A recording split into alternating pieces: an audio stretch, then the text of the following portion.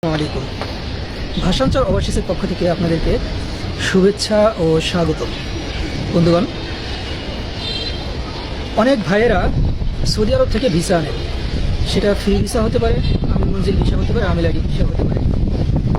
Saudi আরব থেকে visa আসার পরে অনেকেই অনেক এজেন্সিতে কাজ করান।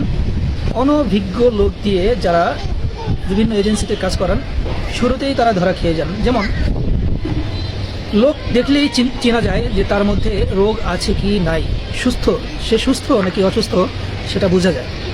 কিন্তু তারা কি করেন, এটা বোঝার পরেও তাকে নর্মালি মেডিকেলে পাঠিয়ে দেয়।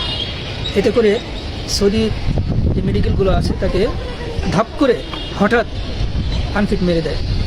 কালো এক রাত চলে আসে তার জীবনে।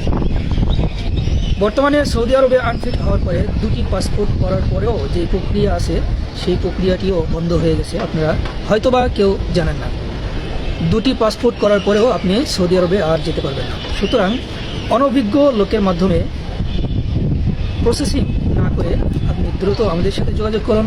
ইনশাআল্লাহ 100% আপনাকে দ্রুততার সাথে খুব ভালোভাবে এবং নিশ্চিতভাবে আপনাকে প্রসেসিং করে দেবো ইনশাআল্লাহ। আমাদের সাথে আজই যোগাযোগ করুন। আসসালামু আলাইকুম ওয়া রাহমাতুল্লাহি ওয়া বারাকাতুহু। ধন্যবাদ।